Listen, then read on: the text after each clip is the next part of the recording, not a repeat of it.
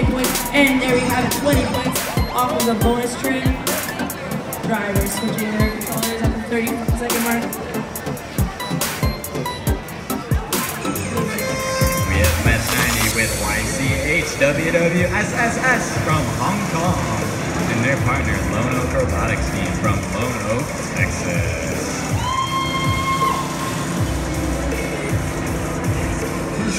Handing over the driver, handing over the controller, trying to see as much as they can do on their own.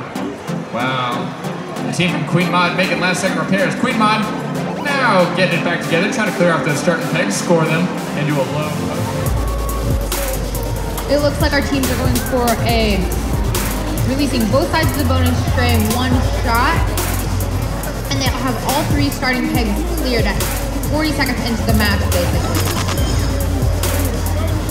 35 seconds, drivers are getting the... That means that it's time to switch drivers.